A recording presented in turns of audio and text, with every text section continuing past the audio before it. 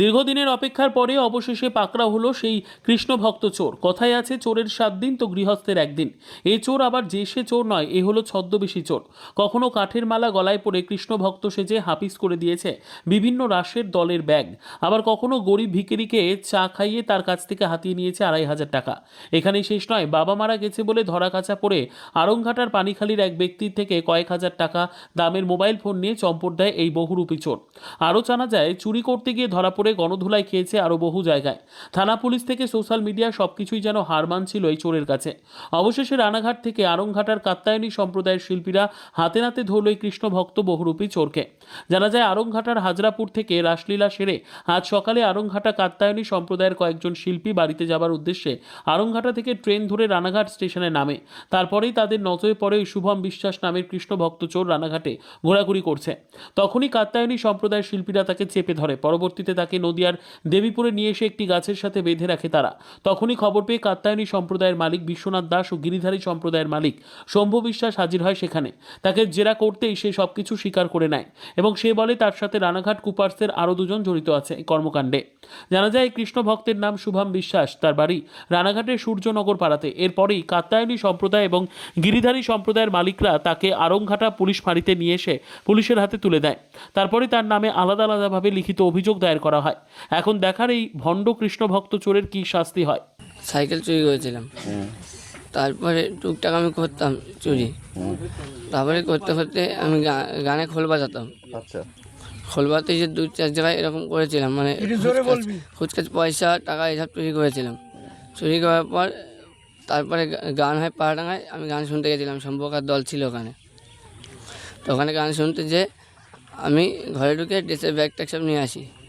তারপরে একদিন এই অজয় দা এদের এখানে সবাই আছে, সবার সঙ্গে গান করতাম আমি কম বেশি। সবাই আমাকে ভালোবাসতো। পেছনে দাদা আছে, দাদার কাছে 50 টাকা 100 টাকা চাইলেও দিত। ওই দাদার কাছ থেকে আমার বাজনা শেখা।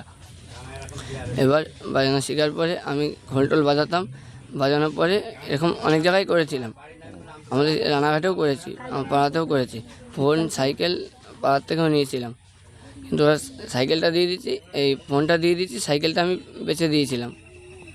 তারপরে কাইনারপুরে গান শুনতে এসে কাইনারপুরে ড্রেস পরে ধুতি পাঞ্জাবি পরে সব এসেছিলাম। এসে আমি ব্যাগের থেকে টাকা, হেডফোন আর রিপনদার প্যান্ট জামা পরে নিয়ে টাকা পয়সা খেয়ে প্যান্ট জামা নিয়ে চলে গেছিলাম।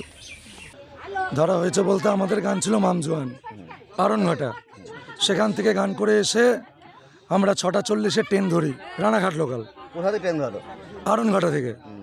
এবার আড়ংঘাটা থেকে ট্রেন ধরে 6টা 40-এ ট্রেন ধরে আর রানাঘাট যখনই নামি তখনই ও একটা দোকানে দাঁড়িয়ে চা খাচ্ছিল।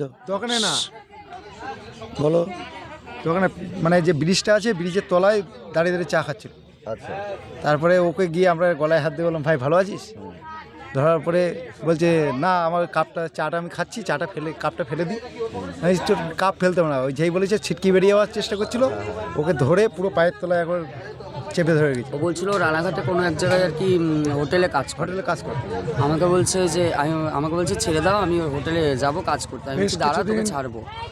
এই বলে হচ্ছে আমরা ওর সঙ্গে যাই। ও হট করে বলছে আমি পালাবো না। ও যখনই বলেছে পালাবো না, তখনই আমরা ওকে ভালো করে ধরেছি। আর এমনকি আমাদের হাত থেকে ছিটকে পালানোর চেষ্টাও করেছে। তারপরে আমরা ওকে ধরেছি। রানাঘাট থেকে এখানে নিয়ে এসছো? হ্যাঁ, ওই ট্রেনেই ওই ট্রেনেই আমরা বঙ্কিমনগর নিয়ে আসি, বঙ্কিমনগর থেকে তারপর এখানে নিয়ে আসি। বলুন, আপনি কি জানেন এর সম্পর্কে? কে? আপনি? আর চার দোকান থেকে ও টাকাটা চুরি গেছে, ভিখারির টাকা। কোন চাল দোকান? ওই কল্যাণপুর রাধেশ্যাম। আচ্ছা, আপনি ওখানে ছিলেন? হ্যাঁ হ্যাঁ, কত টাকা? 2,500 টাকা।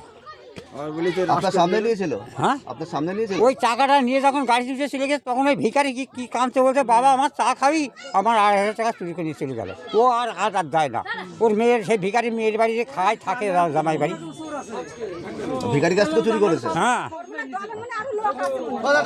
আপনার নাম কি? হ্যাঁ, আপনার নাম কি? আমার নাম ফণি বিশ্বাস।